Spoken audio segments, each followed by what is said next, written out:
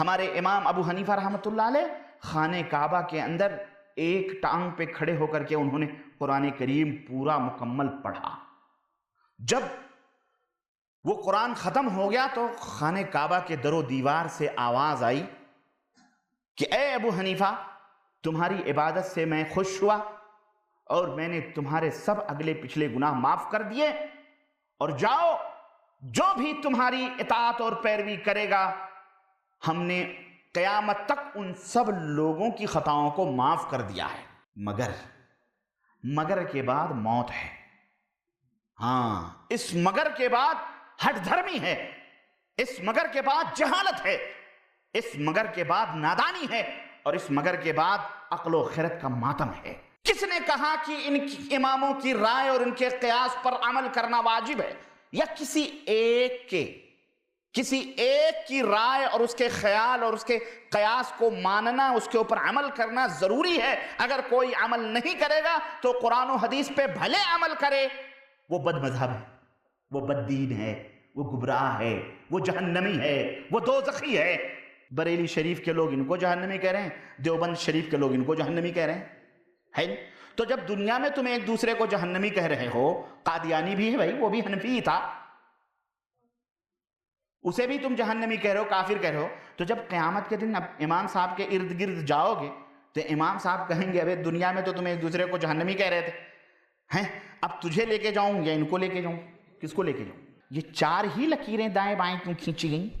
دو ادھر دو ادھر، سوال ہے یہ چار ہی کیوں کھینچی گئی؟ اور یہ چار کا فتنہ بڑے تیزی کے ساتھ بڑے زمانے سے آ رہا ہے۔ ہاں، چار ہی کیوں کھینچی گئی؟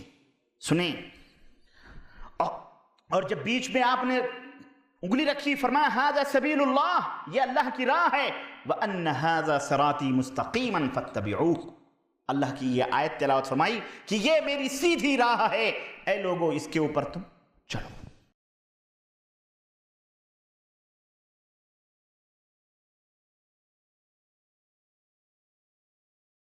السلام علیکم ورحمۃ اللہ وبرکاتہ۔ الحمدللہ نحمده ونستعینه ونستغفره ونؤمن به ونتوکل علیہ ونعوذ باللہ من شرور انفسنا ومن سیئات اعمالنا، من يهده الله فلا مضل له ومن يضلله فلا هادي له، واشهد ان لا اله الا الله واشهد ان محمدا عبده ورسوله، اما بعد فان خير الحديث كتاب الله وخير الهدي هدي محمد صلى الله عليه وسلم، وشر الأمور محدثاتها وكل محدثة بدعة وكل بدعة ضلالة وكل ضلالة في النار۔ قال الله تبارك وتعالى في كلامه المجيد: أعوذ بالله السميع العليم من الشيطان الرجيم، بسم الله الرحمن الرحيم، يا أيها الذين آمنوا اتقوا الله حق تقاته ولا تموتن إلا وأنتم مسلمون، واعتصموا بحبل الله جميعا ولا تفرقوا۔ وقال تعالى في مقام آخر: اتبعوا ما أنزل إليكم من ربكم ولا تتبعوا من دونه أولياء۔ وقال تعالى في مقام آخر: وإذا قيل لهم اتبعوا ما أنزل الله قالوا بل نتبع ما ألفينا عليه آباءنا۔ اللهم صل على محمد وعلى آل محمد كما صليت على إبراهيم وعلى آل إبراهيم إنك حميد مجيد۔ اللهم بارك على محمد وعلى آل محمد كما باركت على إبراهيم وعلى آل إبراهيم إنك حميد مجيد۔ تمام قسم کی حمد و ثنا اس اللہ عز و جل کے لیے لائق و زیبا ہے جس نے ہمیں اور آپ کو پیدا فرمایا، اور بیش بہا درود و سلام اس ذات مبارکہ مقدسہ پر جو ساری کائنات کے لیے رشد و ہدایت بنا کر کے بھیجے گئے۔ برادران اسلام، نوجوان دوستوں، بزرگوں اور بھائیوں اور اسلامی ماں اور بہنوں، آج صناعیہ دعویٰ سینٹر ریاض کے زیر اہتمام 14 شعبان سن 1421 ہجری کو جو یہ پروگرام منعقد کیا گیا ہے، ایک مہینے کی طویل مسافت طے کر کے ہم آخری نتیجے پر پہنچے ہیں، اور شہر ریاض کے مختلف منطقوں اور مختلف علاقوں میں دعوت و تبلیغ، دعوت و ارشاد کی جو صدائیں گونج رہی تھیں، منطقہ ثنائیہ جدید کے تعلق سے یہ آخری اجلاس ہے انشاءاللہ تبارک و تعالی۔ اللہ عز و جل سے دعا ہے کہ اللہ تبارک و تعالی ہمارے ان جہود کو، ان کوششوں کو قبول فرمائے اور ہم سب مسلمانوں کو صراط مستقیم پر چلنے کی توفیق عطا فرمائے، آمین یا رب العالمین۔ محترم دوستو، بزرگوں اور بھائیوں، جیسا کہ آپ کو پتہ ہے کہ آج میری تقریر کا موضوع ہے کیا تقلید لازم ہے؟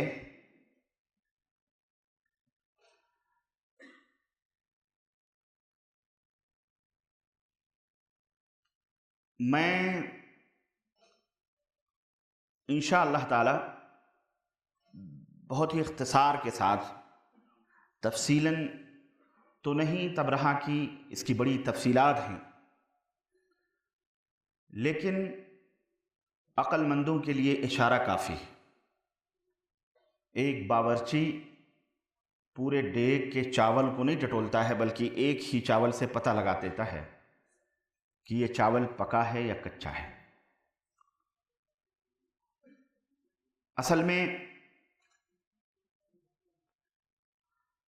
میں نے ایک ایسی راہ دیکھی ہے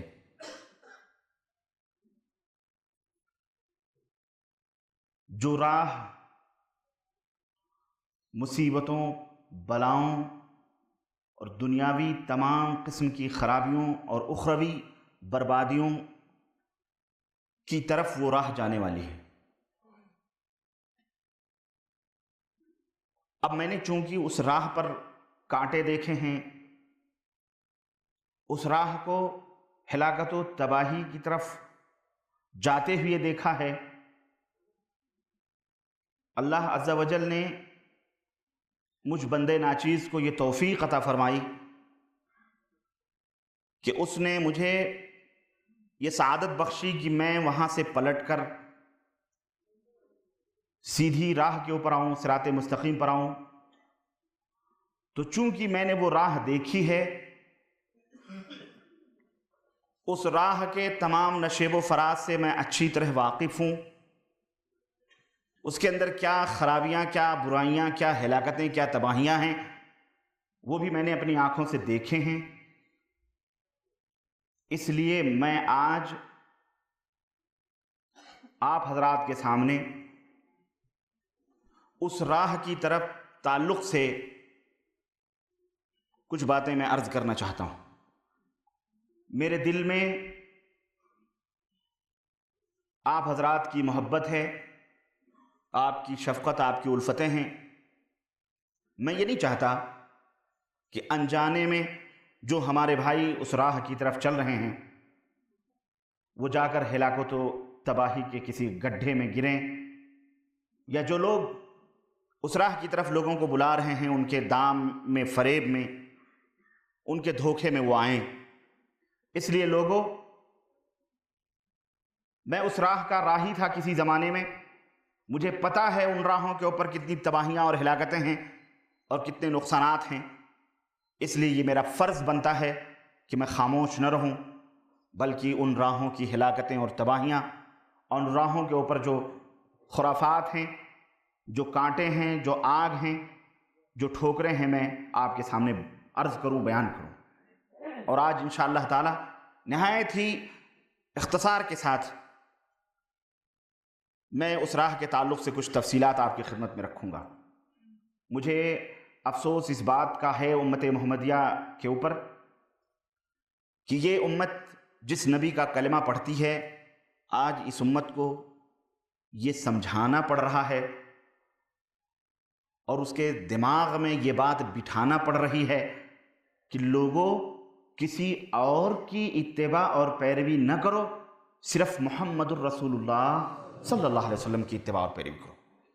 واللہ بتا رہا ہوں، یہ بہت بڑی بدنصیبی ہے کہ اس امت کو اس کے نبی کے تعلق سے، جس سے یہ جذباتی طور پر محبت رکھتی ہے، جس نبی سے یہ امت، اس کی راہ پر چلنے کے لیے اس کو آمادہ کرنے کی ضرورت پڑ رہی ہے، اور اس کو وہ راہ بتلانے کی ضرورت پڑ رہی ہے، اس راہ کی برکتیں اور اس راہ کی نعمتیں بتلانے کی ضرورت پڑ رہی ہیں، جبکہ شروع میں اس نے اپنی زبان سے خود اقرار کیا ہے کہ اے اللہ، میں تو اگر عبادت کروں گا تو خالص تیری ہی عبادت کروں گا، اور اگر اطاعت کروں گا تو خالص تیرے نبی ہی کی اطاعت و پیروی کروں گا۔ اس نے اپنی زبان سے یہ بات کہی ہے، پھر وہ کیسے ادھر ادھر دوسروں کی بتائے ہوئی راہوں کے اوپر وہ چل رہا ہے، یہ بات سمجھ میں نہیں آ رہی۔ اس کو اس صحیح راہ سے بھٹکایا کس نے، گمراہ کس نے کیا؟ یہ بڑی عجیب و غریب داستان ہے میرے عزیز، میرے دوست، اس کو سمجھنے کی ضرورت ہے۔ اور دین نہایت ہی مختصر ہے، نہایت ہی آسان ہے، اور اس کے اوپر چلنا بھی نہایت ہی آسان ہے۔ آئیے پتہ لگائیں کہ تقلید لازم ہے یا اتباع لازم ہے، کیا چیز لازم اور ضروری ہے؟ اس موضوع میں دو اہم الفاظ ہیں، ایک لفظ ہے تقلید اور ایک لفظ ہے لازم۔ تقلید کا معنی اور مطلب کیا ہے اور لازم کا مطلب کیا ہے، یہ دونوں سمجھنے کی ضرورت ہے۔ تقلید لغت میں کہتے ہیں گردن میں رسی ڈالنے، پٹا ڈالنے، ولل ہدیہ ولل قلائد۔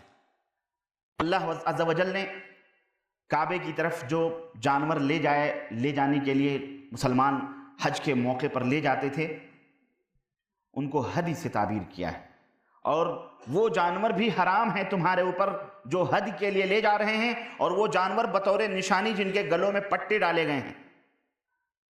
قلائد یہ قلادہ کی جمع ہے، جس کے معنی ہوتے ہیں گردن میں پٹا ڈالنا۔ یہ لغت اور ڈکشنری کے اعتبار سے، اور اصطلاح میں تقلید کس کو کہتے ہیں، یعنی ائمہ کی اور علماء کی اصطلاح میں، تو اس تعلق سے حضرت سبکی رحمۃ اللہ علیہ اپنی کتاب جمع الجوامع کی شرح میں لکھتے ہیں کہ التقلید اخذ القول من غیر معرفت دلیلہ۔ تقلید کہتے ہیں کسی کی بات کو بغیر کسی دلیل اور ثبوت کے، علم حاصل کیے ہوئے، بغیر کسی ثبوت اور دلیل کی جانکاری کے کسی کی بات کو پکڑ لینا، اس کی بات کو قبول کر لینا۔ اسی طرح ملا علی قاری حنفی بہت بڑے عالم ہیں احناف کے، وہ کہتے ہیں اپنے شرح قصیدہ امالی کے اندر کہ التقلید قبول قول الغیر بلا دلیل، بغیر کسی دلیل کے کسی امتی کی بات کو قبول کر لینا، یہ تقلید کہلاتا ہے۔ مختصر یہ کہ جس بات کی نہ کوئی دلیل ہو، نہ کوئی حجت ہو، نہ کوئی برہان ہو، اس بات کو مان لینا، اس کو قبول کر لینا، یہ تقلید ہے۔ یہ ہے تقلید کا معنی اور مطلب، جس کا انکار دنیا کا کوئی بڑے سے بڑا متعصب مقلد مولوی بھی نہیں کر سکتا، کیونکہ یہ انہی کی کتابوں سے لیے گئے یہ تقلید کے معنی۔ اب ایک لفظ ہے لازم۔ لازم ہے، لازم کا مطلب ہے واجب، ضروری ہے، واجب ہے، فرض ہے تقلید کرنا۔ کیا تقلید لازم ہے؟ یعنی کیا تقلید واجب ہے؟ کیا تقلید فرض ہے؟ اس سوال کا جواب دینے کے لیے ذرا مختصراً تفصیلات کی ضرورت ہے، کیونکہ آج ہم دنیا کے اندر بھی دیکھتے ہیں، بالخصوص ہم اپنے ہندوستان، پاکستان، بنگلہ دیش، افغانستان کے اندر دیکھتے ہیں کہ اکثر و بیشتر لوگ اس کے اندر پڑے ہوئے ہیں، اور اس تقلید کو دین کا ایک حصہ بتلا رہے ہیں، دین کا ایک حصہ سمجھ رہے ہیں۔ ہمارے ملکوں کے اندر جو مولوی حضرات ہیں، انہوں نے تو یہاں تک فتویٰ دے دیا ہے کہ چاروں اماموں میں سے اگر کسی ایک امام کی تقلید کوئی نہ کرے تو وہ بددین ہے، وہ بد مذہب ہے، لا مذہب ہے، دوزخی ہے، جہنم۔ اس کا مطلب یہ ہے کہ تقلید دین کا ایک حصہ ہے، دین کے اندر فرض ہے، کیونکہ جس فرض کو چھوڑ کر کے ہی آدمی بد دین یا بد مذہب یا یوں سمجھیے کہ وہ کیا کہتے ہیں جہنمی ہو سکتا ہے۔ کیونکہ ان کا کہنا یہ ہے، اس لیے کہ اللہ کا فضل و کرم ہوا ہے یہ امت کے اوپر، اللہ کے نبی کی امت کے اوپر، کہ اس اللہ نے اپنے بندوں کو ان چاروں مذہبوں کی تقلید کرنے کو ضروری قرار دیا ہے، اور اس پر تمام امت کا اجماع بھی ہے کہ مسلمان یا تو حنفی بنے یا شافعی بنے یا مالکی بنے یا حنبلی بنے، اور جو لوگ ان چاروں مذہبوں میں کسی ایک مذہب کو فالو نہ کریں، ان کی تقلید نہ کریں، تو وہ بددین ہیں، وہ جہنمی ہیں، گویا وہ راہ حق، گویا وہ یہ سمجھتے ہیں کہ جو راہ حق ہے، صراط مستقیم ہے، وہ ان چاروں کے اندر موجود ہے۔ یعنی یہی چار مسلح ہیں جو برحق ہیں، اور یہ چاروں ہر دور میں رہے ہیں، مگر بظاہر تو الگ الگ نظر آ رہے ہیں، لیکن حقیقت میں وہ ایک رہے ہیں، یہ کہا جا رہا ہے ہمارے ملکوں کے اندر۔ اور کہتے ہیں کہ اگر یہ چاروں نہ ہوتے تو دنیا کے اندر فتنہ پیدا ہوتا، فساد پیدا ہوتا، اور انارکی پیدا ہوتی، اور جو جس کے دل کے اندر آتا وہ اس کے اوپر عمل کرتا، لیکن ان چاروں کے اندر اسلام کو سمیٹ دیا گیا ہے۔ یہ اور اس طرح کی اور بہت سی باتیں مولوی حضرات، مفتی ٹائپ لوگ، خطبہ اور جو اپنے آپ کو کہتے ہیں، وہ تمام سب اس امت کے اندر پھیلا رہے ہیں اور کہہ رہے ہیں، اور امت کو ڈرا رہے ہیں، خوف زدہ کر رہے ہیں کہ دیکھنا یہ بہت بڑے امام تھے، اتنے بڑے امام تھے کہ خانہ کعبہ کے اندر، مثال کے طور پر ہمارے ہاں جو احناف ہیں، حنفی اپنے آپ کو کہتے ہیں بیچارے، چاہے وہ ہندوستان کے ہوں، پاکستان کے ہوں، میں عوام حنفی کی بات میں نہیں کر رہا، معاف کیجئے گا، میں علماء کی بات کر رہا ہوں، جو کتابیں لکھتے ہیں، جو تقریریں کرتے ہیں، میں ان کی باتیں نوٹ کر رہا ہوں، اور ظاہر ہے کہ عام لوگ جب وہ باتیں سنیں گے تو وہ بھی وہی باتیں کہیں گے۔ اپنے اپنے اماموں کی شان میں وہ کہانیاں اور وہ کرامتیں گڑھی گئیں، اور وہ باتیں کہیں گی کہ علامہ والحفیظ کہا گیا کہ امام ابو حنیفہ رحمۃ اللہ علیہ، ہمارے ہاں کے جو حنفی لوگ ہیں وہ یہی بیان کرتے ہیں کہ ہمارے امام ابو حنیفہ رحمۃ اللہ علیہ خانہ کعبہ کے اندر ایک ٹانگ پہ کھڑے ہو کر کے انہوں نے قرآن کریم پورا مکمل پڑھا۔ جب وہ قرآن ختم ہو گیا تو خانہ کعبہ کے در و دیوار سے آواز آئی کہ اے ابو حنیفہ، تمہاری عبادت سے میں خوش ہوا، اور میں نے تمہارے سب اگلے پچھلے گناہ معاف کر دیے، اور جاؤ، جو بھی تمہاری اطاعت اور پیروی کرے گا، ہم نے قیامت تک ان سب لوگوں کی خطاؤں کو معاف کر دیا ہے۔ استغفر اللہ۔ یہ تو اللہ نے اپنے نبی کی امت کے بارے میں نہیں فرمایا ہے، کہ فرمایا ہے کہ اے نبی جاؤ، آپ کی امت کے اگلے پچھلے سارے گناہ میں نے معاف کر دیے۔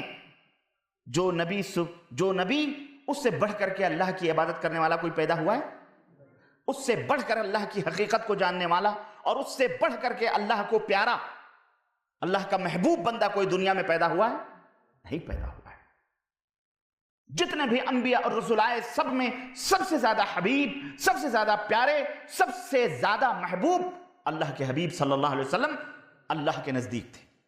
لیکن اللہ عز و جل نے اپنے نبی کے بارے میں بھی یہ نہیں فرمایا کہ اے محمد صلی اللہ علیہ وسلم جاؤ، میں نے آپ کی تمام امت کو بخش دیا ہے، خلاص وہ کچھ بھی کرتے رہیں، آپ کا کلمہ پڑھنے تو بات ختم۔ اللہ تعالیٰ نے یہ بھی نہیں فرمایا ہے، کہیں نہیں فرمایا ہے، بلکہ جو گنہگار ہوگا اس کو سزا ملے گی، جو شرک کرے گا وہ جہنم میں جائے گا، پورا کھول کھول کے اللہ نے بیان۔ تو پھر یہ امام کے رتبے کو نبی سے بڑھانا ہوا کہ نہیں ہوا؟ بولو۔ جو شان نبی کی نہ ہو وہ انہوں نے امام کی شان رکھی ہوئی ہے۔ بہرحال وہ میں تو ابھی بتاؤں گا۔ میرے عزیز، میرے دوست، اسلام ایک عظیم نعمت ہے، بہت ساری نعمتیں اللہ عز و جل نے ہمیں عطا فرمائی ہیں، لیکن ان نعمتوں میں سب سے عظیم نعمت اسلام ہے، جسے اللہ عز و جل نے اپنے پیارے نبی حضرت محمد الرسول اللہ صلی اللہ علیہ وسلم کو دے کر کے اس خاکدان گیتی میں مبعوث فرمایا ہے، اور اللہ کے نبی کے ہاتھوں پر اس دین کو مکمل کر دیا ہے، اور ارشاد فرمایا حجۃ الوداع کے موقع پر، اور اس کے بعد صرف 2 مہینہ اللہ کے نبی زندہ تھے۔ اللہ کے رسول صلی اللہ علیہ وسلم اس آیت کریمہ کے نازل ہونے کے صرف 2 مہینے بعد آپ کا انتقال ہو گیا، اللہ رب العزت نے ارشاد فرمایا حجۃ الوداع کے موقع پر الیوم اکملت لکم دینکم واتممت علیکم نعمتی ورضیت لکم الاسلام دینا، کہ اے نبی میں نے آج کے دن تمہارے دین کو مکمل کر دیا ہے۔ اس کے بعد میں بھی کچھ آیتیں نازل ہوئیں مگر وہ احکام کی آیتیں نہیں تھیں بلکہ وہ آیتیں وعظ و نصیحت کی تھیں۔ اللہ عز و جل نے ارشاد فرمایا اب یہ دین مکمل ہے اور میں اسلام سے راضی اور خوش ہوا، میرا پسندیدہ دین اسلام۔ یہ دین کے اندر اب کمی بیشی کرنے کی کسی کو اتھارٹی نہیں۔ اللہ نے اپنے نبی کو کیوں بھیجا؟ اللہ نے اپنے رسول کو کیوں بھیجا؟ اللہ نے فرمایا هو الذی ارسل رسولہ بالہدی ودین الحق لیظہرہ علی الدین کلہ۔ ہم نے رسول بھیجا ہے، علم دے کر کے اس کو بھیجا ہے اور شریعت دے کے بھیجا ہے۔ علم اور عمل، یہ دو چیزیں دے کر کے میں نے بھیجا ہے۔ خدا یہ علم ہے اور دین حق یہ شریعت خداوندی، یہ دونوں چیزیں دے کر کے میں نے بھیجی ہیں۔ کیوں؟ لیظہرہ علی الدین کلہ، تاکہ تمام دینوں پر اس کو غالب کیا جائے۔ کوئی مذہب، کوئی امت، کوئی دین نہیں چلے گا اگر دین ہوگا تو اللہ کا بھیجا ہوا دین حضرت محمد الرسول اللہ صلی اللہ علیہ وسلم جو لے کر کے آئے ہیں۔ اللہ عز و جل نے ارشاد فرمایا ما کان لمؤمن ومؤمنۃ اذا قضى الله ورسوله امرا ان يكون لهم الخيرة من امرهم، کہ نبی کی شان یہ ہے کہ اللہ اور اس کے رسول جس بات کا فیصلہ کر دیں، کسی مومنہ مرد عورت کو نہ کسی مومن مرد کو اس بات کی اجازت ہے کہ ان کے حکم کے خلاف سرے منہ بھی حرکت کر سکیں۔ ان کا کوئی اختیار اپنا نہیں ہوگا۔ اللہ اور اس کے رسول کے احکام اور اللہ اور اس کے رسول کے فرمودات کی روشن کے سامنے کسی مومن مرد، کسی مومنہ عورت کو یہ حق نہیں دیا جا رہا ہے کہ ان کی بھی اپنی کوئی خواہش ہوگی، ان کی بھی اپنی کوئی چاہت ہوگی۔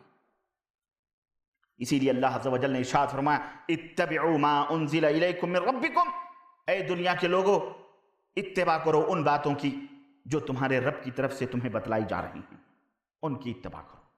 ولا تتبعوا من دونہ اولیاء، اور اللہ کے جو دوسرے اولیاء ہیں ان کی اتباع اور پیروی۔ اولیاء صرف جو اللہ کے اولیاء ہیں ان کی اتباع اور پیروی، اللہ کی اتباع اور پیروی کرو، صرف اللہ عز و جل کی، جو وہ نازل کر رہا ہے اپنے نبی پر اور نبی کے ذریعے تم تک پہنچ رہی ہیں وہ باتیں، ان کی اتباع اور پیروی کرو۔ چنانچہ نبی کریم صلی اللہ علیہ وسلم نے ارشاد فرمایا ترکت فیکم امرین لن تضلوا ما تمسکتم بہما، اے کائنات کے لوگوں میں تمہارے درمیان دو چیزیں چھوڑ کے جا رہا ہوں، جب تک تم ان دونوں چیزوں کو پکڑے رہو گے ہرگز گمراہ نہیں ہو سکتے ہو۔ وہ دونوں چیزیں ہیں اللہ کی کتاب اور رسول اللہ صلی اللہ علیہ وسلم کی سنت۔ موطا امام مالک کی یہ حدیث ہے۔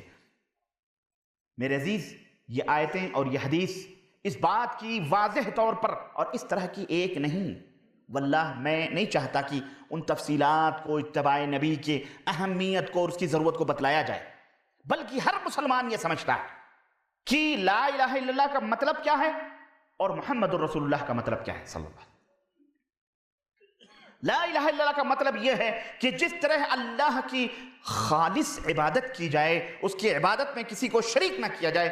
محمد الرسول اللہ کا مطلب یہ ہے کہ رسول کی رسالت اور رسول کے بتلائے ہوئے احکام کے اوپر رسول کی خالص اطاعت کی جائے، اللہ کے نبی کی اطاعت میں کسی امتی کو شریک نہ کیا جائے، اللہ کی عبادت میں کسی کو شریک نہ کیا جائے، اسی طرح رسول کی اطاعت اور اتباع میں کسی کو شریک نہ کیا جائے۔ یہ واضح ہے، اس میں میں مزید آیات اور قرآنی شواہد نہیں پیش کرنا چاہتا۔ آئیے یہ دیکھتے ہیں کہ اتباع اور تقلید میں فرق کیا ہے۔ بہت سارے لوگ یہ کہتے ہیں کہ بھائی اتباع بھی وہی ہے، تقلید بھی وہی ہے، معنی دونوں کا پیروی کرنا ہے۔ بھائی اپنی زبان میں آپ کچھ بھی معنی مفہوم بیان کریں، لیکن قرآن کے اندر جو الفاظ بیان ہوئے ہیں ان کے درمیان آپ خلط ملط تو نہ کریں۔ اولاً تقلید کا تو لفظ نہ قرآن میں کہیں آیا ہوا ہے نہ حدیث میں اللہ کے نبی نے بتلایا ہے، کہیں نہیں آیا ہوا ہے۔ البتہ جہاں کہیں آپ دیکھیں گے اتباع کا لفظ ہے، اطاعت کا لفظ ہے، اللہ اور اس کے رسول نے اپنے لیے اس کو استعمال فرمایا ہے۔ تو اتباع اور تقلید میں فرق کیا ہے؟ تو آئیے بتاتے ہیں۔ پہلے تو آپ نے یہ سمجھ لیا تقلید کس کو کہتے ہیں، تو پھر وہی میں ریپیٹ کر رہا ہوں، تقلید یہ ہے کہ بغیر دلیل اور بغیر ثبوت کے کسی امتی کی بات کے اوپر عمل کرنا، یہ تقلید ہے۔ اور اتباع کیا ہے؟ اتباع یہ ہے کہ قرآن و سنت کے دلائل اور براہین اور ثبوت کی روشنی میں عمل کرنا۔ سمجھ آئی کہ نہیں آئی؟ تقلید یہ ہے کہ بالکل آنکھ بند کیے ہیں امتی نے، کسی امتی نے کوئی بات کہی بغیر ثبوت پوچھے ہوئے، بغیر حجت اور دلیل کے اس نے کہہ دیا، اس کی بات کو آپ نے قبول کر لیا اور اس کے اوپر عمل کرنے لگے، یہ ہے تقلید۔ اور اتباع یہ ہے کہ آپ کو جن باتوں کے کرنے کا حکم دیا جا رہا ہے اس کا ثبوت موجود ہے۔ یہ کس نے کہا؟ اللہ نے کہا۔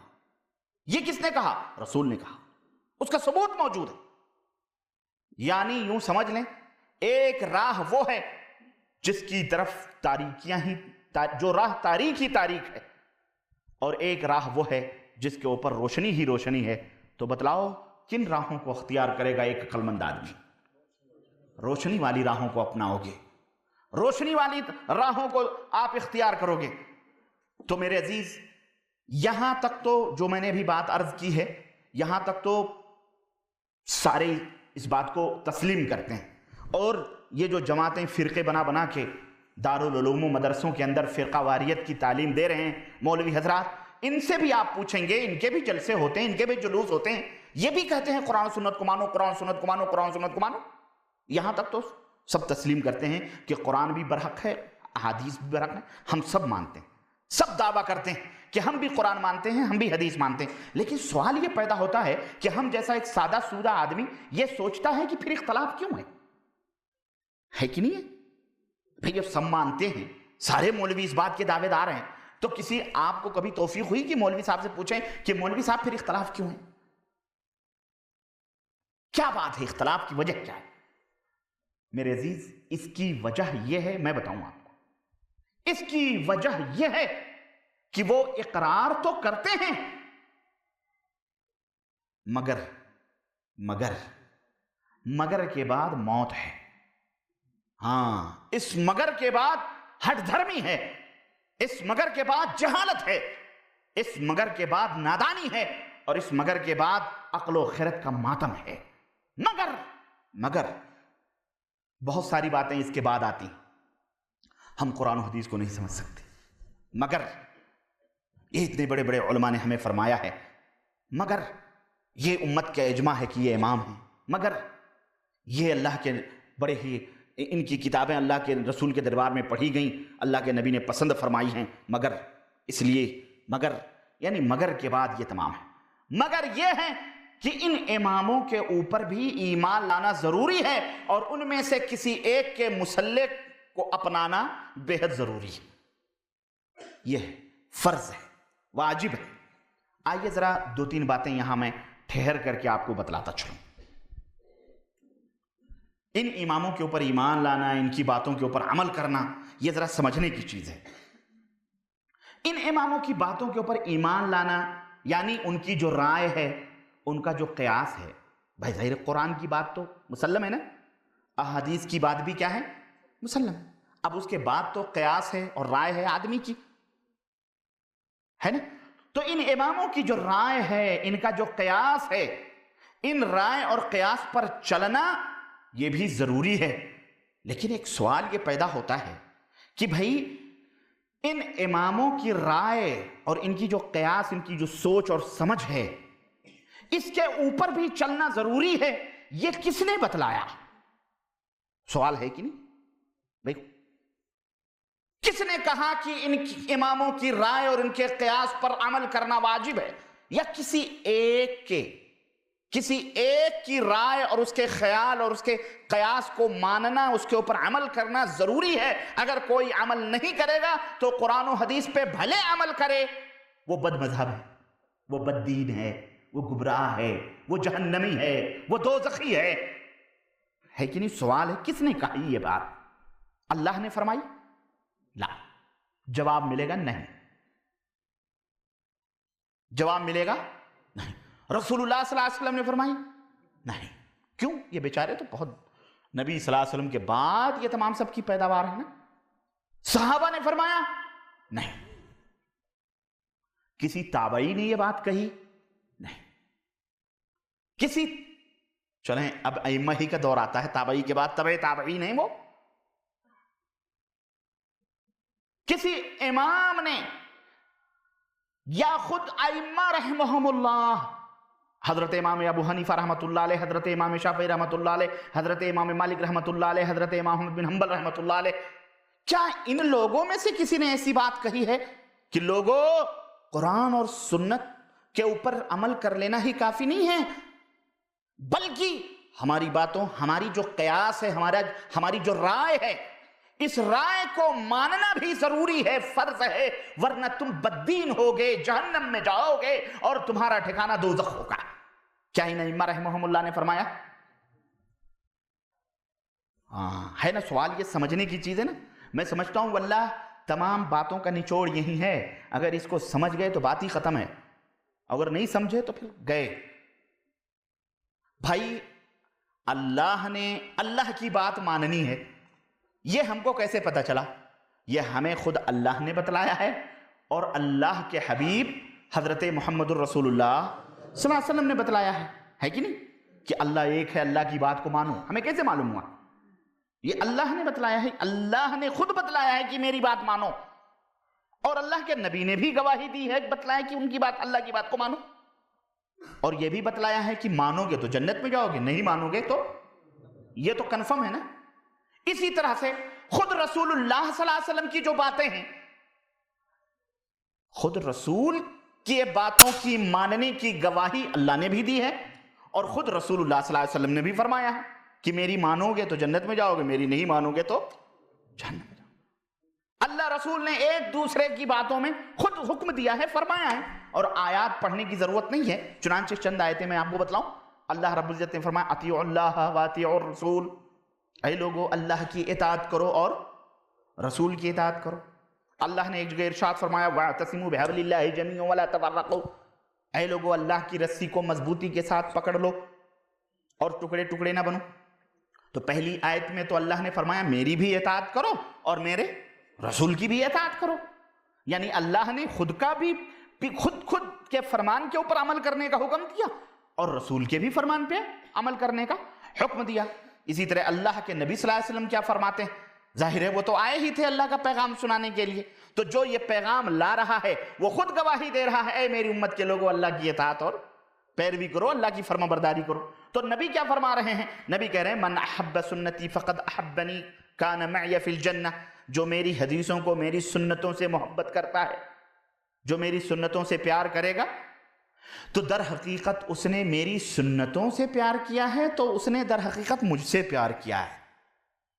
میری طریقوں کو اپنانے والا در حقیقت مجھ سے محبت کرتا ہے، اور جو مجھ سے محبت کرتا ہے کان معی فی الجنہ، وہ میرے ساتھ جنت میں ہوگا، ہے کہ نہیں؟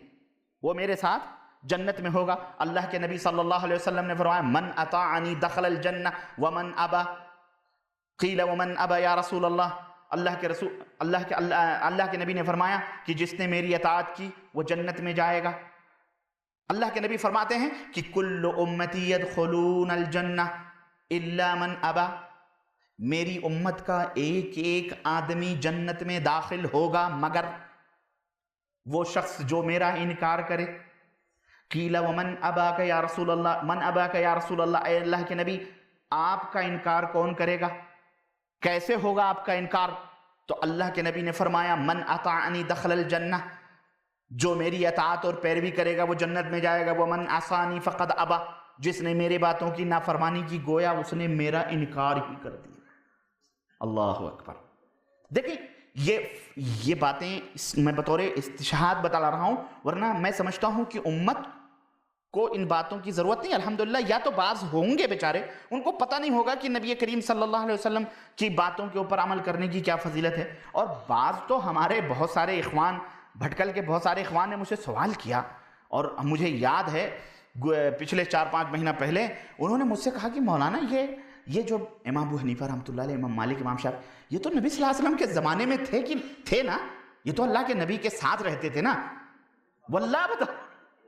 ارے میں نے کہا یار آپ کہا اللہ کی قسم بتلا رہا ہوں مجھے اس کا پتہ نہیں تھا۔ واقعی آج بہت سارے ہمارے اخوان ہیں، بہت سارے ہمارے بھائی ہیں، ان کو اسلام کے بارے میں کچھ پتہ نہیں ہے، لیکن انہیں یہ ضرور پتا ہے کہ میں حنفی ہوں.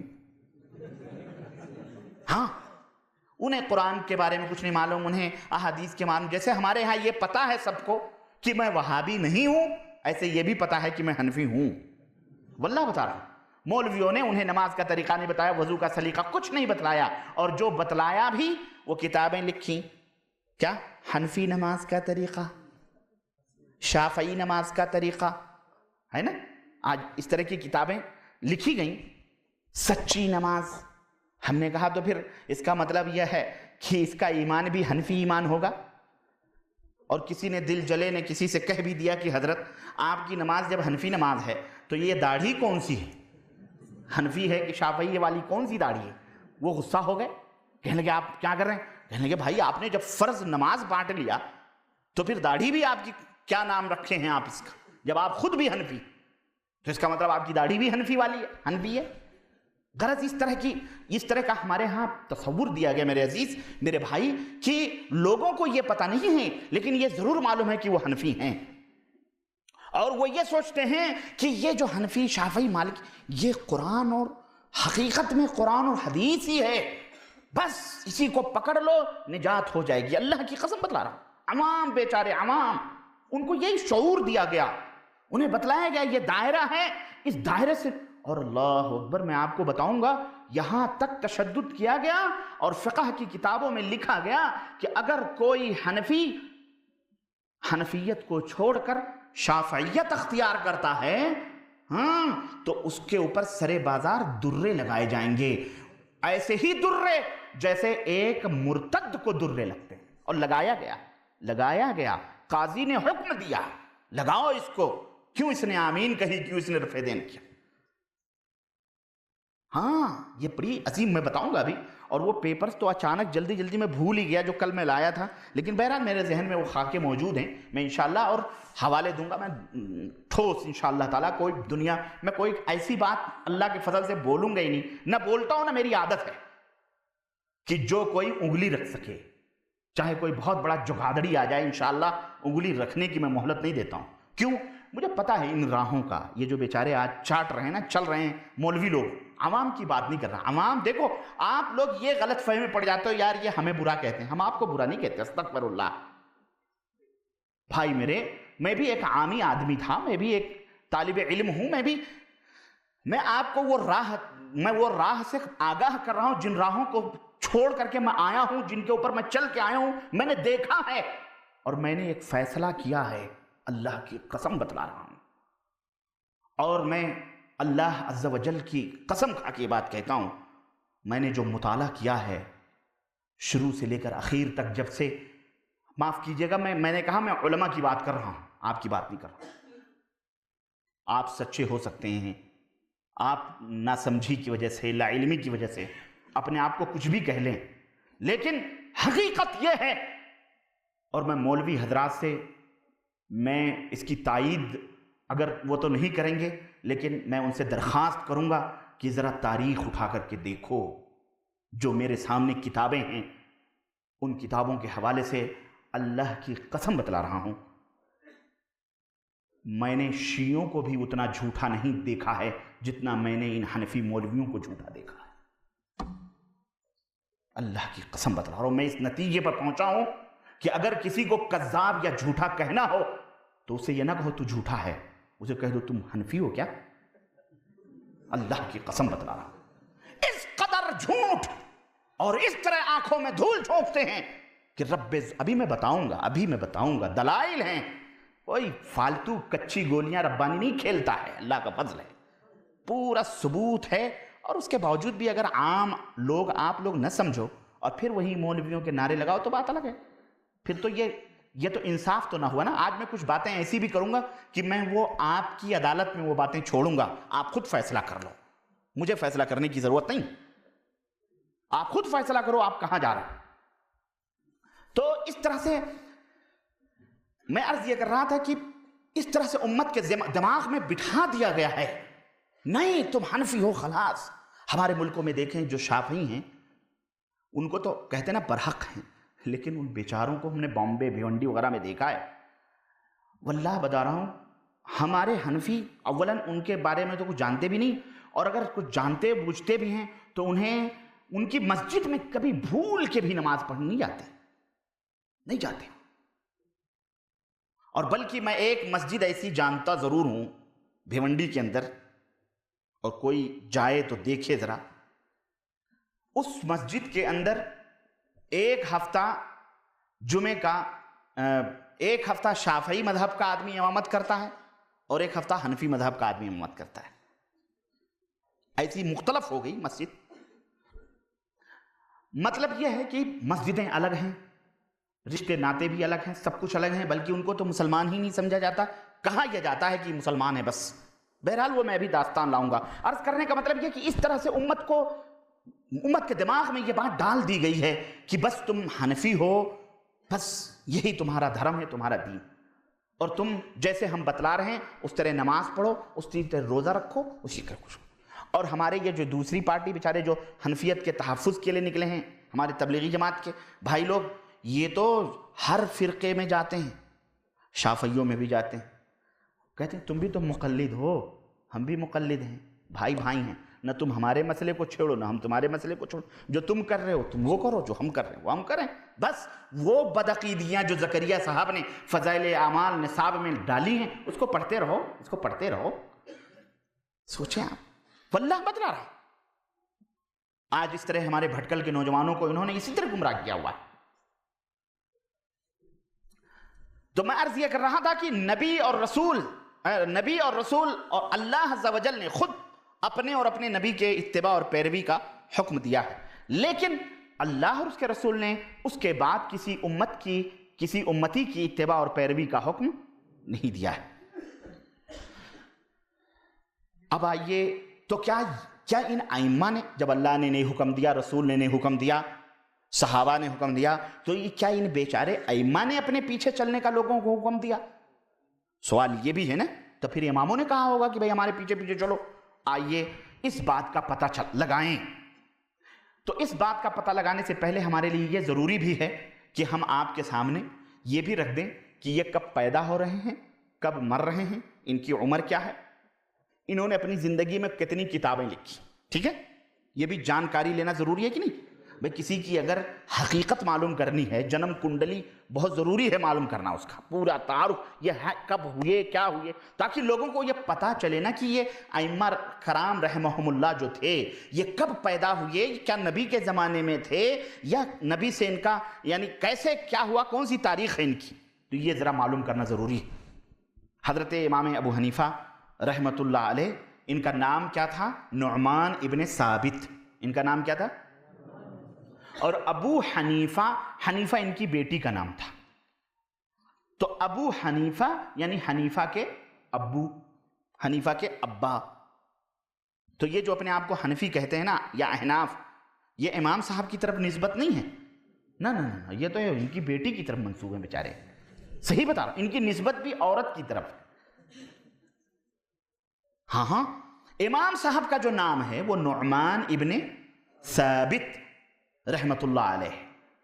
تو آپ سوچیں حنیفہ کہاں، ابو حنیفہ۔ اور ایک بات یہ بھی بتاؤں، اللہ عز و جل کی قسم ہے، مورخین نے ایسے تقریباً 50 ابو حنیفہ کے نام بتلائے ہیں جو خود یعنی یہ جو وہ ہے کیا کہتے ہیں کنیت، اس کنیت کے 50 علماء کا ذکر کیا ہے جو اپنے اس عہد کے 50 علماء تھے جن کا نام، جن کی کنیت ابو حنیفہ تھی، جن میں رافضی بھی تھے، شیعہ بھی تھے، قدری بھی تھے، بدعقیدہ لوگ بھی تھے بغداد کے اندر اور اسلامی مملکتوں کے اندر 50 ابو حنیفہ کا نام بتلایا جاتا ہے۔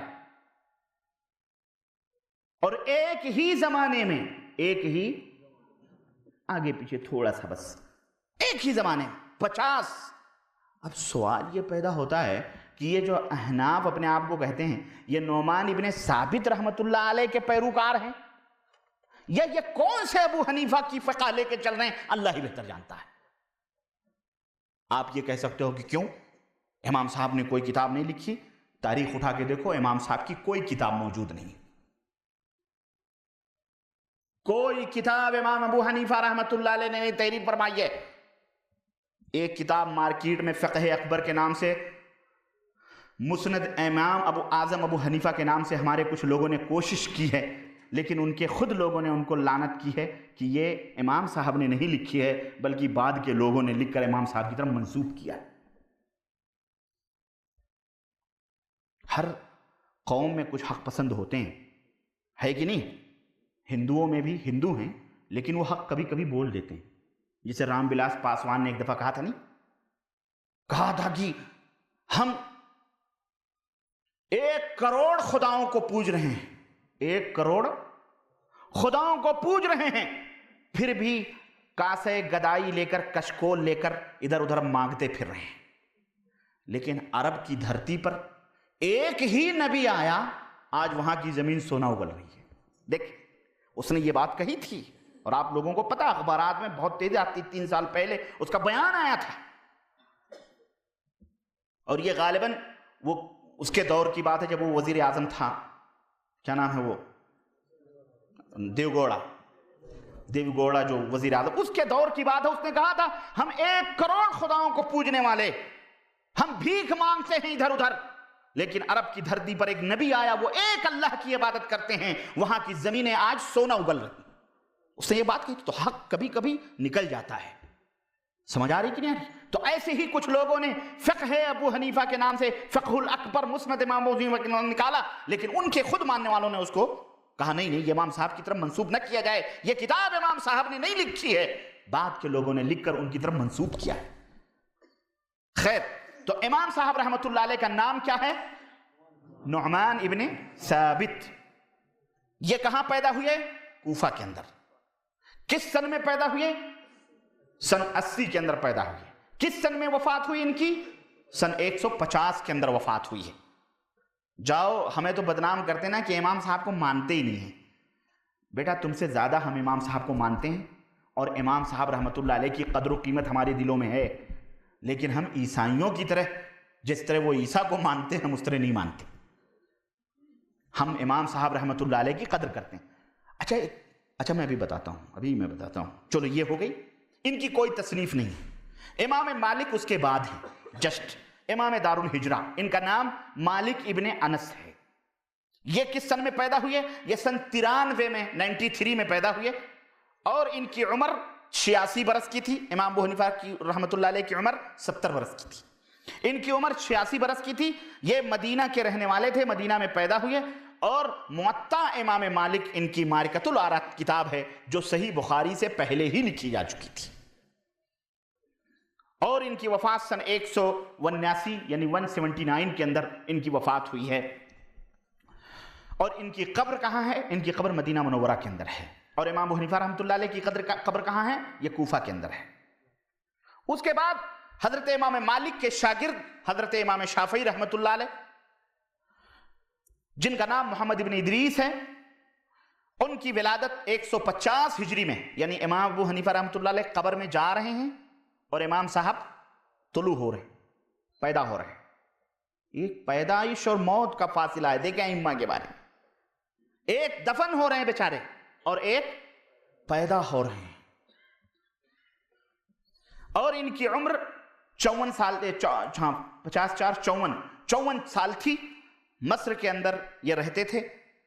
ان کی یعنی قبر ہے، اور مسند شافعی انہوں نے تحریر فرمائی ہے، اور ان کی وفات سن 204 ہجری کے اندر ہوئی۔ اس کے بعد حضرت امام احمد بن حنبل، امام اہل السنہ والجماعہ رحمۃ اللہ علیہ ہیں، جن کی ولادت 164 ہجری کے اندر ہوئی ہے۔ عمر ان کی 77 سال تھی، اور دمشق کے اندر کے رہنے والے تھے، دمشق کے اندر دفن ہوئے ہیں یہ۔ اور مسند احمد جو تقریباً 35 جلدوں کے اندر ہے، حدیث کی کتاب جو انہوں نے اپنے ہاتھوں سے تحریر فرمائی، اور ابھی 15 جلد تحقیق کے لیے باقی ہے۔ 35 اور 15 کتنا ہوا؟ 50 جلدیں حدیثوں کی انہوں نے تحریر فرمائی، حدیث کی خدمت انہوں نے کی ہے، اور جن کے بارے میں آتا ہے تقریباً 1 لاکھ حدیثیں امام اہل السنہ والجماعہ احمد بن حنبل رحمۃ اللہ علیہ کو برزبانی حفظ تھی، 1 لاکھ۔ بہرحال اچھا جناب، یہ آپ کو پتہ چل گیا، یہ ائمہ مکمل طور پر کبھی ایسا نہیں ہوا کہ یہ چاروں کے چاروں کسی ٹیبل پر جمع ہوئیں۔ ہوا ایسا؟ ہم دیکھ رہے ہیں ایک مر رہے ہیں تو دوسرے پیدا ہو رہے ہیں، ہے کہ نہیں؟ پھر تیسرے پیدا ہو رہے ہیں تو ایک چوتھے جا رہے ہیں، اس طرح سے ہوا ہے. کبھی یہ بیچارے چاروں اکٹھا نہیں ہوئے. کوئی کہاں پیدا ہو رہا ہے، کوئی مدینے میں، کوئی کوفہ میں، کوئی مصر میں، کوئی کہاں دمشق میں، ہے کہ نہیں؟ لیکن اس میں دو تین ائمہ ایسے ہیں جو آپس میں ملے بھی ہیں. مثلا امام ابو حنیفہ رحمۃ اللہ علیہ کی ملاقات مدینے میں امام مالک رحمۃ اللہ علیہ سے ہوئی ہے، لیکن بس اتنی دیر کہ بس استفادہ اور افادہ ہوا ہے. بس زیادہ لمبی ملاقاتیں، حج کرنے آئے تھے، زیارت کرنے مدینے کی، علم حاصل کرنے، دیکھا امام صاحب سے ملاقات ہوئی ان کی. اور کسی نے پوچھا امام مالک سے کہ یہ کون سا آدمی ہے؟ کہا یہ کوفے کا وہ مفکر آدمی ہے کہ اگر اس لکڑی کو سونا ثابت کرنا چاہے تو سونا ثابت کر سکتا ہے. اسی طرح سے امام شافعی رحمۃ اللہ علیہ امام مالک سے ملے ہیں، اور امام احمد حنبل بھی رحمۃ اللہ علیہ سے ان کی ملاقات ہے، امام مالک کے یہ شاگرد ہیں.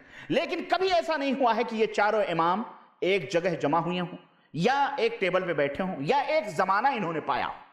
چاروں نے ایک دوسرے کا زمانہ اس طرح سے اکٹھا کبھی نہیں پایا ہے، بلکہ مختلف ہے.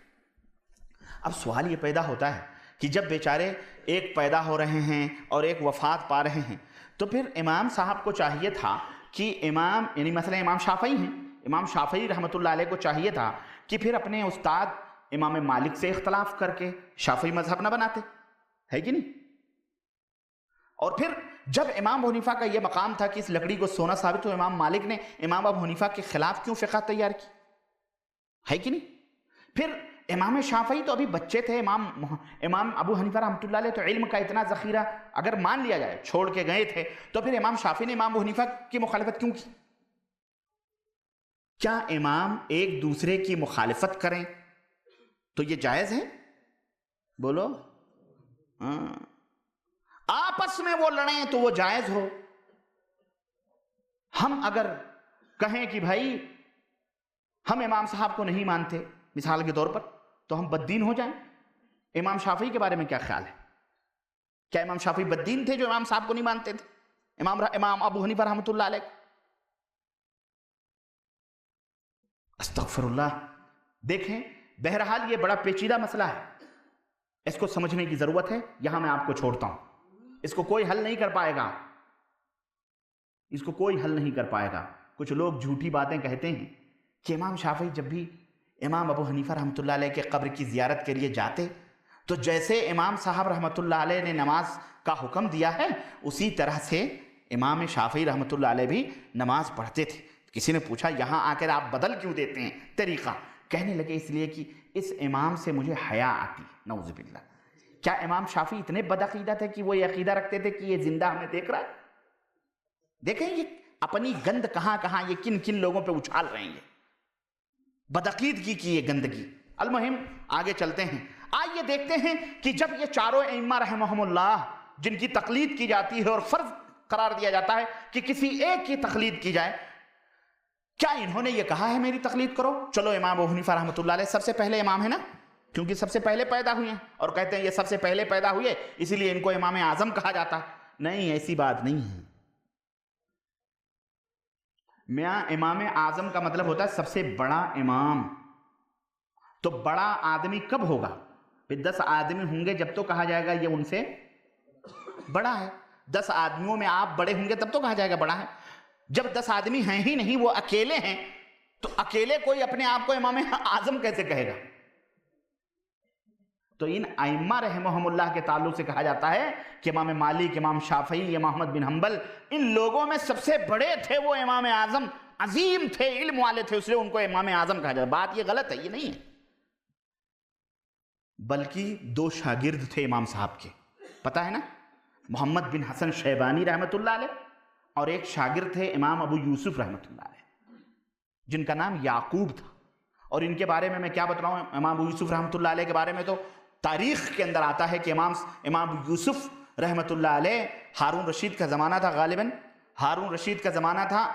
اس کی نیت کسی باپ کی جو باندی تھی نا، باپ کی باندی لونڈی، اس کے اوپر آ گئی. وہ خوبصورت تھی. اس نے کہا میں تمہارے باپ کی باندی ہوں اس لیے تم ہم سے مل نہیں سکتے. انہوں نے کہا آپ کیا کریں؟ ہارون رشید نے کہا آپ کیا کریں؟ چنانچہ امام ابو یوسف کو رات کو بلوایا اور کہا کہ کوئی حل نکالو، کوئی مسئلہ نکالو. انہوں نے کہا کہ وہ مسئلہ یہ ہے کہ وہ کیا کہہ رہی ہے، کہ میں تمہارے باپ کی بادی ہوں۔ تو انہوں نے کہا کس نے دیکھا ہے کہ وہ باپ کی ہوتی ہے، جھوٹ بھی تو بول سکتی ہے، اس لیے اس کی بات کا اعتبار ہی مت کرو اور اس سے ہم بستری کر لو۔ استغفر اللہ۔ چنانچہ ہارون رشید نے ان کے فتوے پر عمل کر لیا اور باقاعدے نہ جانے کتنے ہزار کی اشرفیوں کا اس نے آرڈر دیا کہ خزانے سے جا کر کے لے لو۔ یہ آئے خزانے کے پاس تو جو خزانچی تھے سارے اپنے ڈور اور بند کر کے دروازے اور بند کر کے جا رہے تھے، سمجھ رہے ہیں؟ تو انہوں نے کہا بھائی یہ پروانہ لو امیر المومنین کا اور مجھے خزانے سے اب بھی اسی وقت نکال کے دو۔ اس نے کہا دروازہ بند ہو چکا ہے، اب اس وقت نہیں ملے گا، صبح۔ کہنے لگے صبح نہیں، اس وقت۔ کہنے لگے اب دروازہ نہیں کھولا جائے گا۔ تو اللہ بہتر جانتا ہے یہ باقاعدے تاریخ میں ان کے تعلق سے لکھا ہوا ہے، غلط ہے یا صحیح ہے یہ میں نہیں جانتا، لیکن مورخین سلف نے لکھا ہے اس کو، اسلام کے تاریخ دانوں نے ان کے حالات میں یہ لکھا ہے کہ امام ابو یوسف نے کہا رحمت اللہ علیہ کہ جس دروازے کو اللہ نے بند کر دیا تھا، میں نے وہ دروازہ جب کھول دیا ہے تو تم بادشاہ کے بند کیے ہوئے دروازے نہیں کھول سکتے؟ اب بھی کھولو، اللہ کا بند کیا ہوا دروازہ میں کھول کے آ رہا ہوں۔ یہ بات انہوں نے کہی۔ امام ابو یوسف رحمت اللہ علیہ یہ دو شاگرد تھے، ان کو صاحبین کہا جاتا ہے۔ تو یہ دونوں شاگرد اور امام صاحب، ان دونوں، اور یہ بھی امام ہیں وہ بھی امام ہیں، تو ان دونوں کے مقابلے میں وہ کون تھے؟ امام اعظم کہلائے گئے۔ انہی کا دور ان کو ملا، سمجھ رہے ہیں کہ نہیں سمجھ رہے ہیں؟ ان دونوں کے مقابلے میں وہ امام اعظم کہلائے گئے، ورنہ امام شافعی کا تو دور ہی نہیں آیا تھا بیچارے جب وہ امام تھے۔ اور بہرحال ان کی شخصیت کیا تھی وہ ہمیں نہیں جانتا، نہ میں جانتا ہوں، لیکن میں اس کے اوپر روشنی ڈالنے کی اس وقت ضرورت نہیں ہے۔ آئیے یہ دیکھتے ہیں کہ امام ابو حنیفہ رحمۃ اللہ علیہ کیا فرماتے ہیں۔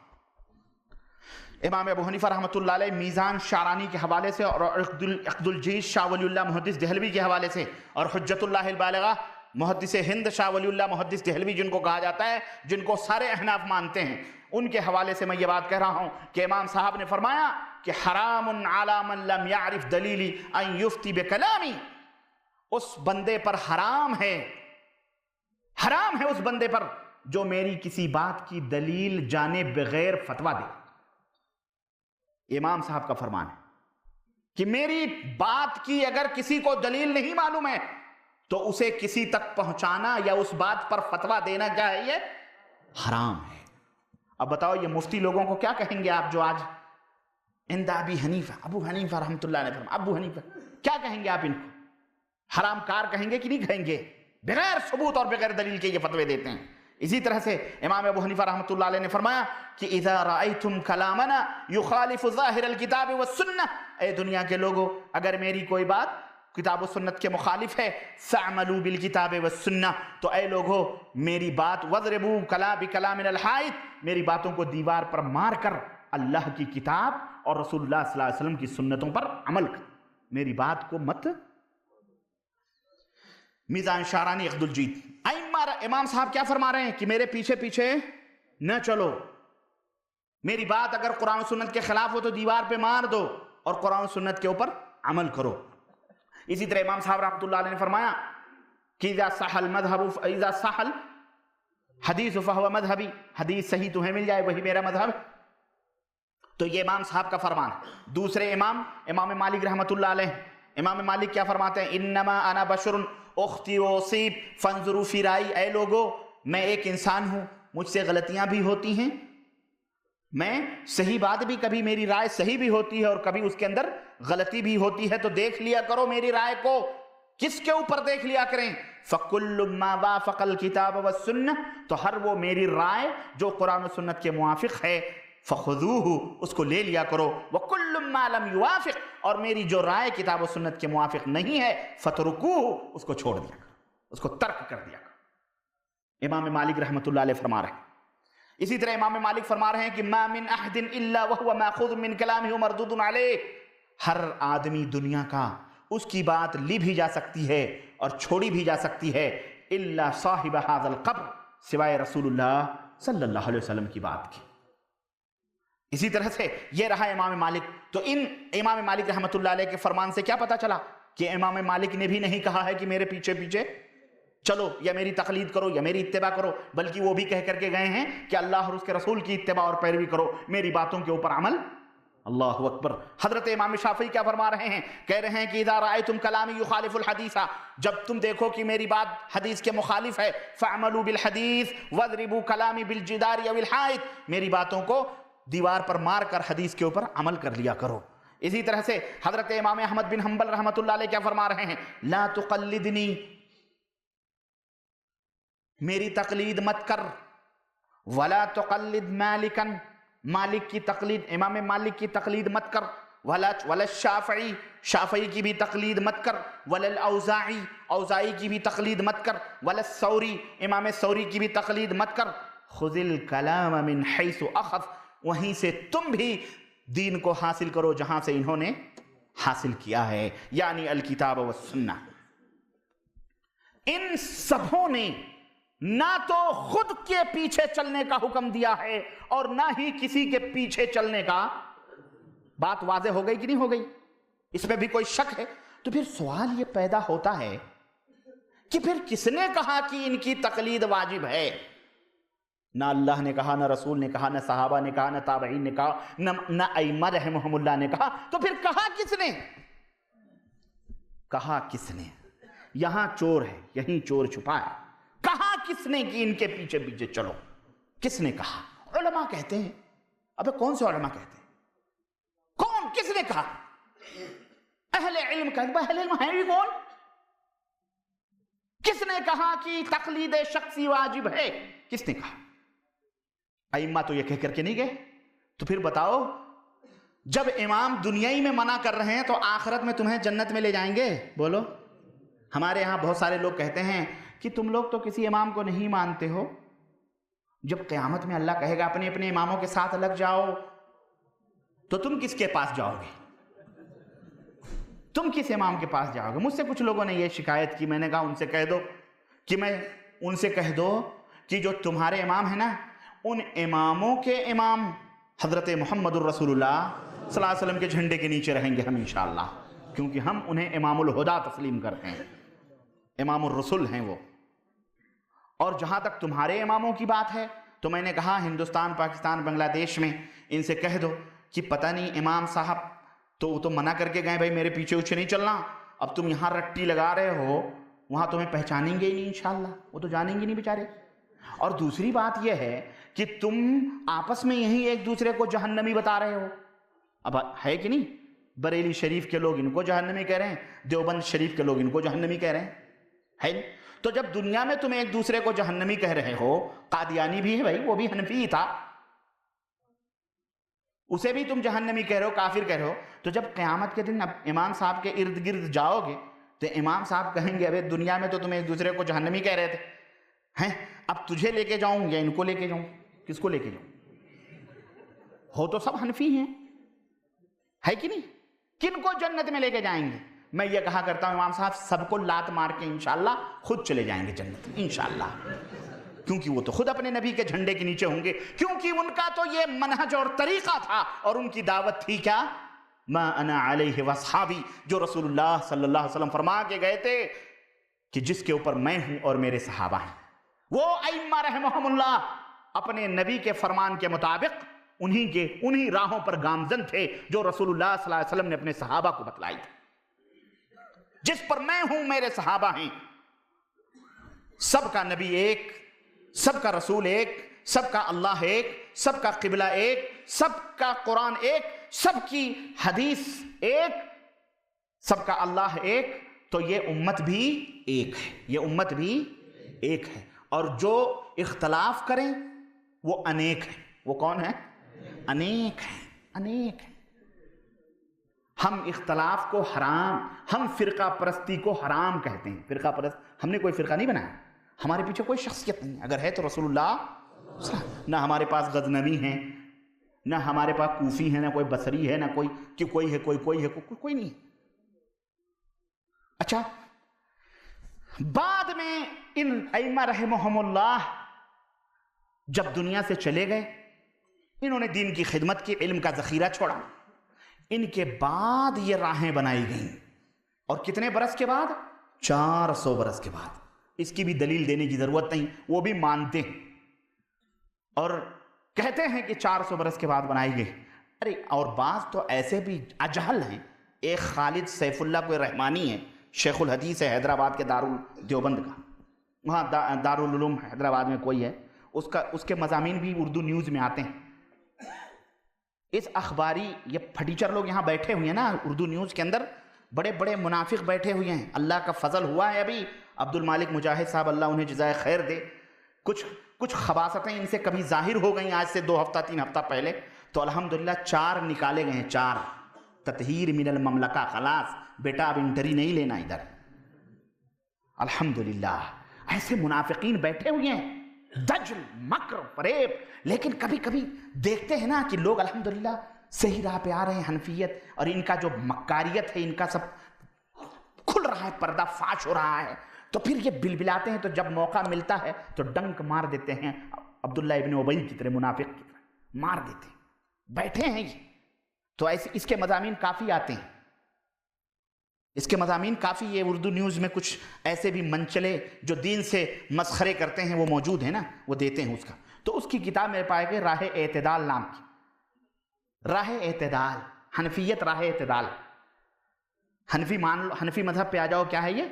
اس کتاب میں نے دیکھا وہ کہتا ہے کہ مقلد تو صحابہ کرام بھی مقلد تھے، تابعین بھی مقلد تھے، امام ابو حنیفہ بھی مقلد تھے، اعوذ باللہ استغفر اللہ۔ یہ دیکھیں، ہم نے کہا ایک شہر میں کوئی کبڑا تھا، کبڑا، جب لوگوں نے کہا کہ یہ بتا تیرا کبڑا پن صحیح ہو جائے، یہ چاہتا ہے یا پورے شہر کے لوگ کبڑے ہو جائیں؟ کہتا نہیں، میرا کبڑا، جو میں کبڑا ہوں نا، کبڑا جانتے ہیں نا، پیچھے نکلا ہوا رہتا ہے، یہ صحیح نہ ہو بلکہ پورے شہر کے لوگ کبڑے ہو جائیں، میں یہ چاہتا ہوں۔ تو ایسے ہی یہ اندھے جو ہے نا، اندھے چاہتے ہیں سارے اندھے ہو جائیں، سارے اندھے ہو جائیں، یہ مولوی لوگ ہیں یہ، اور اس طرح تقلید کے جا کہتے وہ بھی مقلد تھے، وہ بھی مقلد تھے، سارے مقلد تھے، اعوذ باللہ استغفر اللہ۔ صحابہ کرام، اللہ اکبر، حضرت کیا ان کو بتائیں، یہ اس قدر ان کو سمجھائیں بھی کیا سمجھائیں؟ جنہوں نے عینک ہی تقلید کی پہنی ہو تو انہیں تو ہر چیز تقلیدی نظر آئے گی۔ قادیانیوں نے جو عینک پہنی انہیں قادیانیت قرآن و سنت میں نظر آ رہی ہے، بریلویت نے جو پہنی انہیں بریلویت کی تعلیم قرآن و سنت کے نظر آ رہی ہے، دیوبندیت نے پہنی تو انہیں دیوبندیت، جس نے جو چشمہ لگایا جس رنگ کا، اس کو وہ قرآن و حدیث میں وہ دلیلیں ملنے لگی۔ میرے عزیزوں، تو عرض کرنے کا مطلب یہ ہے کہ اس نے کہا سب مقلد تھے، سب مقلد تھے، استغفر اللہ، ایک دوسرے کی تقلید، یہ کتنی بڑی توہین ہے صحابہ کرام کی۔ الغرض چھوڑیں، اللہ کے نبی صلی اللہ علیہ وسلم کی ایک حدیث سناتا ہوں میں، بڑی پیاری حدیث ہے، ابن ماجہ کے اندر بھی آئی ہوئی ہے اور ترمذی کی روایت اندر بھی آئی ہوئی ہے۔ پہلے ابن ماجہ کی حدیث سنیں، اللہ کے نبی صلی اللہ علیہ وسلم، حضرت جابر بن عبداللہ اس حدیث کے راوی ہیں، کہتے ہیں کہ کنا عند النبی صلی اللہ علیہ وسلم، ہم نبی کریم صلی اللہ علیہ وسلم کے پاس تھے، فخط خطا، آپ صلی اللہ علیہ وسلم نے ایک لکیر کھینچی سیدھی، وخط خطین عن یمینہ، اور 2 لکیریں آپ نے داہنی طرف کھینچی، وخط خطین عن یسارہ، اور 2 لکیریں آپ نے بائیں طرف کھینچی، ثم وضع یدہ فی الخط الاوسط، پھر آپ صلی اللہ علیہ وسلم نے اپنی انگلی بیچ والی لائن پہ لکیر کے اوپر رکھی اور فرمایا ھذا سبیل اللہ، یہ اللہ کی راہ ہے۔ اللہ، یہ ایسا لگ رہا تھا جیسے نبوت کو یہ عجیب و غریب اللہ تعالیٰ اپنے نبی کو بتلاتا ہے، بھائی یہ 4 ہی لکیریں دائیں بائیں کیوں کھینچی گئیں، 2 ادھر 2 ادھر، سوال ہے یہ 4 ہی کیوں کھینچی گئیں؟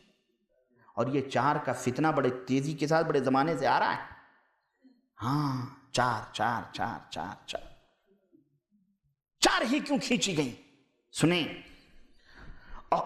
اور جب بیچ میں آپ نے انگلی رکھی فرمایا ھذا سبیل اللہ، یہ اللہ کی راہ ہے، وَأَنَّ ھذا صِرَاطِي مُسْتَقِيمًا فَاتَّبِعُوهُ، اللہ کی یہ آیت تلاوت فرمائی کہ یہ میری سیدھی راہ ہے، اے لوگو اس کے اوپر تم چلو۔ اور ایک اور حدیث سناؤں میں آپ کو، اللہ کے رسول صلی اللہ علیہ وسلم کی، عبداللہ بن مسعود کی روایت، نسائی، مسند احمد اور دارمی کے حوالے سے، کہتے ہیں کہ خط، اسی ٹائپ کی یہ بھی حدیث ہے، وہ جابر بن عبداللہ کی ہے۔ دیکھیں اللہ کے نبی اپنے صحابہ کو کہہ دیتے ہی بات الگ تھی، صرف کہنا ہی کافی تھا، لیکن نہیں، پریکٹیکل شکل میں باقاعدے لکیریں کھینچ کھینچ کر مثالوں کے ذریعے سمجھاتے تھے تاکہ گمراہ نہ ہونا۔ فرماتے ہیں کہ خط لنا رسول اللہ صلی اللہ علیہ وسلم خطن، ہمارے لیے اللہ کے نبی نے ایک لکیر کھینچی، ثم قال ھذا سبیل اللہ، پھر فرمایا کہ یہ اللہ کی راہ ہے، ثم خط خطوطا عن یمینہ، پھر چند لکیریں داہنی طرف، وخط وشمالہ، بائیں طرف کچھ لکیریں کھینچی، وقال ھذہ سبل، اور کہا میرے صحابہ یہ مختلف راستے ہیں، علی کل سبیل منہا شیطان، ان راہوں پر شیطان بیٹھا ہوا ہے، یدعو الیہ، جو ان راہوں کی طرف تمہیں بلا رہا ہے۔ وقرأ، اور پڑھا اللہ کے نبی نے، وَإِنَّ هَذَا صِرَاطِي مُسْتَقِيمًا فَاتَّبِعُوهُ، یہ میری سیدھی راہ ہے تو تم اسی سیدھی راہ پہ چلنا، دائیں بائیں مڑ کر کے نہ دیکھنا، دائیں بائیں مڑ کر کے نہ دیکھنا۔ اب بتاؤ ذرا، اگر کوئی راہ سیدھی جا رہی ہو مدینے کی طرف، سپوز مثال کے طور پر ریاض سے مدینہ بالکل اسٹریٹ لائن جا رہی ہے، آپ اس راہ کو جانتے بھی ہیں اور آپ کے ماں باپ نے گارنٹی کے ساتھ یہ بتلایا بھی ہے کہ بیٹا میں ان راہوں پہ گیا ہوں، بڑا سیدھا